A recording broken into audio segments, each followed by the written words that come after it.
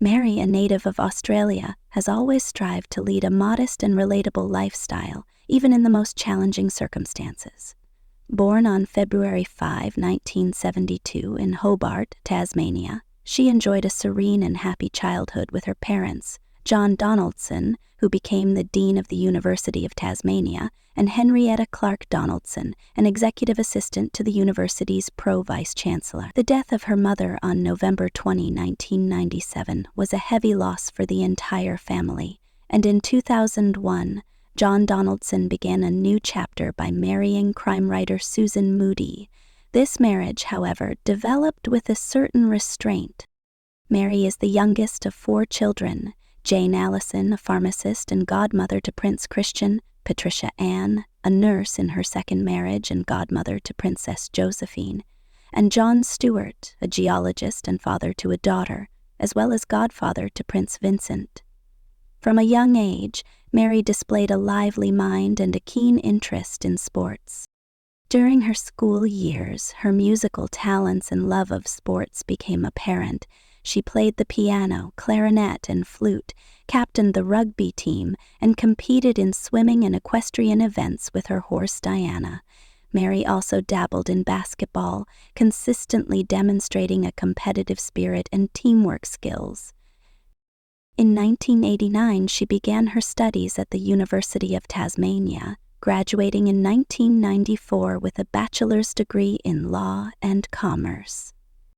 The loss of her mother prompted Mary to reevaluate her life path, and in 1998 she decided to travel across the United States and Europe, spending 3 months in Edinburgh working as an account manager at Rap Collins Worldwide. She eventually returned to Australia.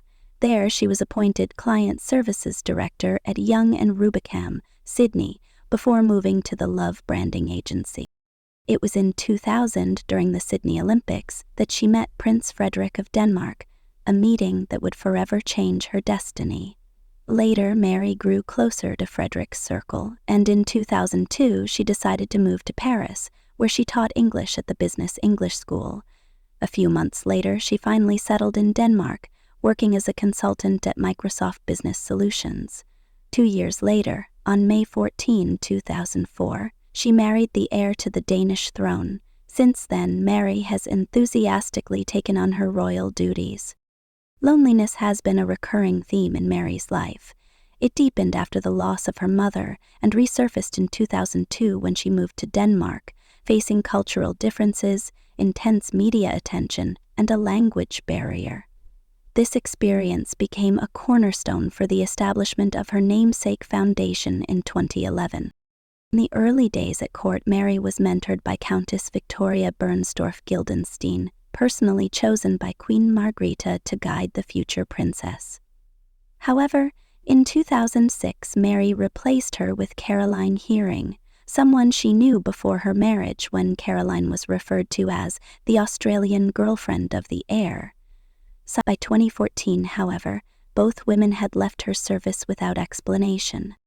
In Tanja Doki's case, Danish media speculated that her professional ambitions extended far beyond being a shadow to a royal. Before her palace role, Doki had been a communications advisor in major shipping companies and international PR agencies. Caroline Hearing, on the other hand, came from one of Denmark's most prominent families. She was close to Mary, even becoming Prince Vincent's godmother and accompanying her to official events and vacations. Her departure was quiet, simply stating that it was time to pursue new professional horizons. Mary, having traveled a long journey from a humble Australian girl to Queen of Denmark, has proven that perseverance, determination, and openness to change can overcome any life challenge. Not only has she successfully adapted to her new environment, but she has also become a symbol of how personal trials and solitude can serve as a foundation for charitable and public endeavors. As a strong and inspiring figure, Mary will undoubtedly continue to support her husband, King Frederik, in his new role, helping him bear the responsibilities of serving the Danish people. Their union and shared commitment to service reinforce confidence that the coming era for the royal family will be marked by meaningful achievements and stability.